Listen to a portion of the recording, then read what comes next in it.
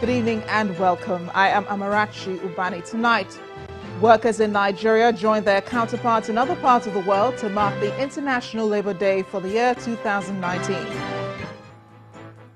Federal government recommits to full implementation of the new national minimum wage as the NLC President Ayuba Waba decries rising unemployment rate and poor electricity supply in the country. Thought leaders discuss Nigeria's growth challenges and opportunities at the platform hosted by the Covenant Christian Center in Lagos. And May Day demonstrations turn violent as masked protesters clash with French police in Paris. On business news tonight, Nigerian Investment Promotion Commission generates 90 billion naira worth of investments in 2018.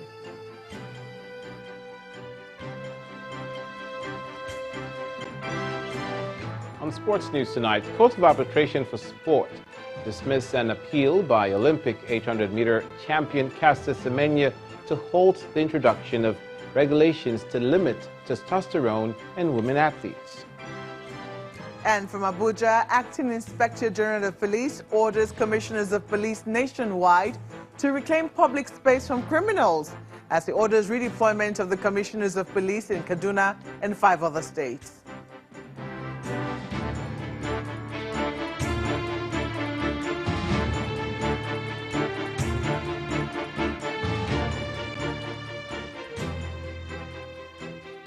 Today is International Workers' Day, also known as Labour Day.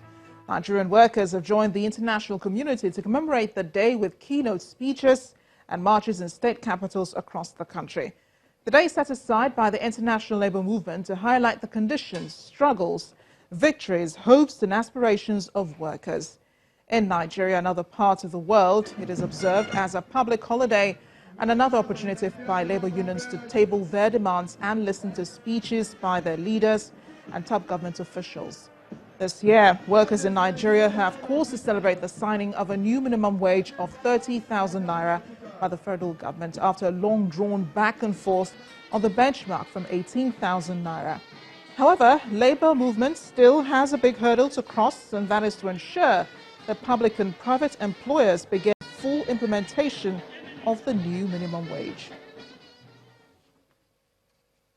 Meanwhile, President Muhammadu Buhari is assuring workers that the new minimum wage will be fully implemented. He says the President's administration is committed to protecting the rights of all workers and providing an enabling environment for high productivity. The Vice President, Professor Yemi Osinbajo, represented the President at the May Day celebration in Abuja, reiterating a commitment to changing the narrative in the power sector. Our correspondent, Gloria Mizuki, reports. Hundreds of workers throng the Eagle Square, Abuja, with anticipation to mark the May Day celebration. The Vice President, Professor Yemi Osinbajo, and other government officials attend the event, which coincides with the 100-year celebration of the International Labour Organization, ILO. After a series of solidarity messages, the president of the Nigeria Labour Congress, Comrade Ayuba Waba, commended the President and National Assembly for acceding to their demand for a new national minimum wage, but tables other matters of national concern. We are in a situation where no one wants to accept blame for the failure of the privatization of the power sector scheme. There is no doubt that the power sector privatization failed because incompetent investors were actually engaged. The crime of kidnapping and the issue of cattle rustling and many of those crimes were before at their lowest ebb.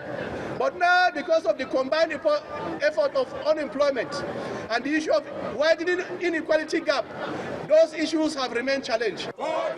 In a joint address, the president of the Trade Union Congress, TUC, rejects the idea of a fuel subsidy removal as he enumerates issues that must be fixed. Organized labor in Nigeria is perturbed at the recent return of long queues across the country pump stations. Even though the federal government has denied the allegations that there is a tendency that petroleum pump price will be increased, we want to take them for their words. We want to assure Nigerians that Nigerian workers will not anymore tolerate any hardship on them. Appreciating workers over their choice at the recent polls, the Vice President shares optimism of better livelihoods for all. We shall continue to provide the enabling environment for higher productivity, for industrial peace and harmony. We are especially committed to changing the narrative in the power sector. Today, that sector, after it was privatized, still remains challenged in delivering power to many Nigerian homes and businesses. We must act as a matter of national importance, and we are committed to doing so, to rework and re-engineer the sector for much more effective performance. The Vice President inspected parades by the industrial unions and civil society organizations.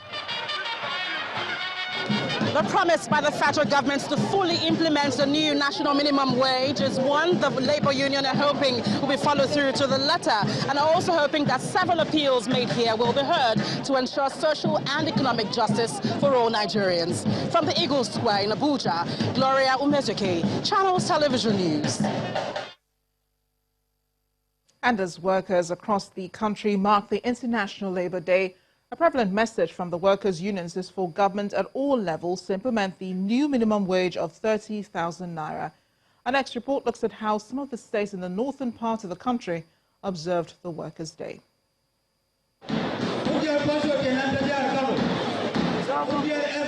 The 1st of May every year is set aside to celebrate the working class and laborers worldwide.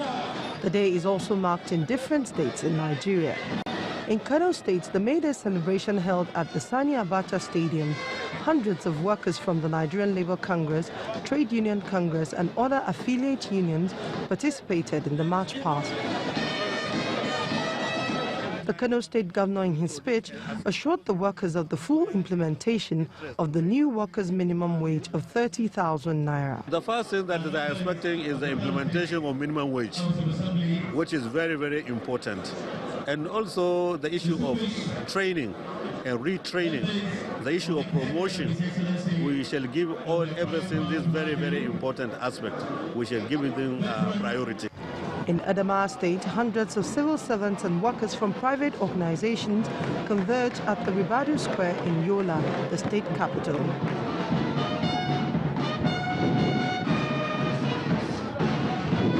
The governor appealed to the incoming administration to build on the achievements of his administration so as to ensure long-lasting impact on the lives of the citizens. In Bauchi State, the NLC is asking the state government to implement the new minimum wage. The state governor, represented by the head of civil service, Mr. Adamu Gokaru, announced plans to ensure the implementation of the new minimum wage. Let me stress that this administration will soon constitute a committee that will make recommendation on the new minimum wage. At the event in Plateau State, the chairman of the Nigerian Labour Congress urged the state government to look inward by investing in infrastructure rather than depending mostly on allocations. And in Katsina State, the state governor, represented by the head of civil service in the state, gave assurances for the implementation of the new minimum wage and other issues affecting governance in the state. Well, as I said, this is a process. We cannot outrightly conclude that we are going to get 30,000 minimum. We are going to dialogue with the labor leaders and arrive at a conclusion that is realistic to Katsina State and the welfare of workers. The Taraba State Governor has assured its civil servants of its readiness to implement same. This will, however, be done in consideration of the financial implication and staff strength of the state civil service. In Kaduna State, members of the organized labor movement used the occasion to demand for better conditions of service for their employers. Clearly, the new minimum wage is upmost in the minds of many Nigerian workers, and they have used the Day of the Workers to put forward that demand. Amaka Okafor, Channels Television News. Let's now examine the issue of Nigerian workers' welfare on this occasion of a May Day. Joining us to discuss this is the Deputy President of the Nigeria Labour Congress, Mr. Amechi Asubuni. Thank you for joining us on the News at 10. A happy Labour Day or happy May Day. Congratulations to Nigerian workers. Well, thank you, and a big congratulations to Nigerian workers for, staying the course, and now they have some sort of victory with the minimum wage. But as we were talking before, we came to the discussion, how will Labour keep the government accountable so that it pays as it has promised? I think the issue of wage, as it were, for us, we see it as a law.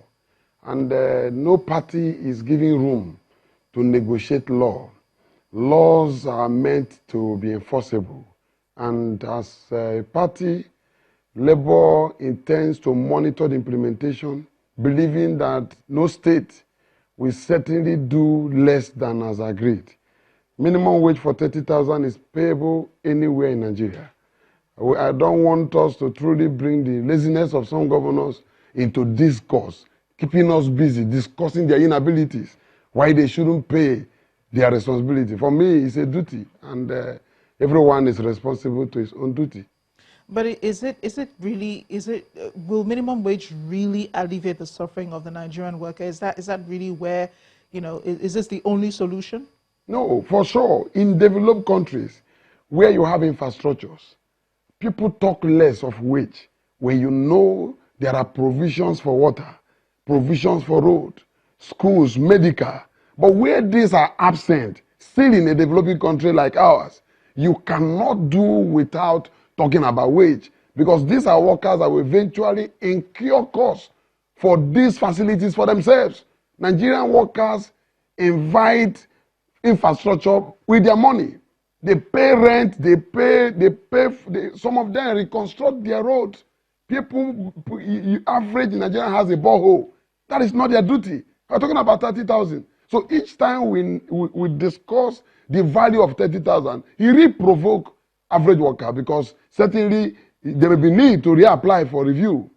If not the law that says you must wait for 5 years, 30,000 cannot even stand the test of time as to talk, because government has not actually taken up its own responsibility, provide facilities that will make life easy for Nigerians. Then 30,000 will do a long way. If this is what you're saying, why isn't Labour playing up these other issues, this social infrastructure, this good roads, the water, the electricity, and so on? Why isn't Labour campaigning on, agitating on those issues? Why are they just picking on the minimum wage? Oh, the minimum wage, like I said, was as a result of inability of government to do the needful. But as a matter of advocacy, Labour has been on it. As a matter of fact, I know a construction sector organized infrastructure summit last year, very expensive summit, inviting all the ministers involved in those sectors to tell them where we ought to be as a country, recommending way forward. You can't continue this way. Without infrastructure, 30,000 cannot still do a Nigerian worker anything. So we advocate for infrastructure that will make life easy. A time comes whereby people know more. They don't talk about wage, because the reason the average worker needs a wage is to pay for school fees, is to cater for your family. So for us as a people, we believe if government can do theirs, ours is to actually monitor their functions. We are not supposed to actually drive it. They are the one driving. Ours is to ensure that whatever we agreed is implemented. And for me, it's doable across Nigeria, because we have seen that the advice on ground now is that every state should think of creating revenue beyond the ready-made oil money. And when we are done with that healing, I think Nigerians will move further. Yeah, you say this, but then are you convinced that all states will be able to pay the minimum wage at the end of the day? As I asked before, how would you keep states accountable? It is important, because if these states are saying we don't have the money, they will not pay. And there's some states, I think it's one of the Bayelsa or so that got, one of the states in the south that got their own May salaries today. But the question is when you place your priority right, that is why when we say no state, we say they cannot pay. We are not ignorant of those that will tell you we don't have money. But we are saying when priorities are placed right, no state in Nigeria will give excuses why they can't pay salary. Because we are aware of what they receive. We are aware of the natural resources in every state in Nigeria. So they are silent on it. It's not an excuse, it's failure. And I think Nigerians should wake up to begin to push these questions back to the drivers of the state. Why would you say you cannot pay? It's not to now speak on their behalf that they say they cannot pay. Why won't they pay? Why is there no money? These are questions that they must provide answer. Otherwise, what is the dividend of democracy? And I'm sure that Labour will keep pushing these issues and will keep bringing them up to the governments. Thank you again, Mr. Asogwune, for coming on the News at 10. You're welcome. In part 2, after the break, we'll have more on Labour Day and the welfare of the Nigerian worker. Please stay with us.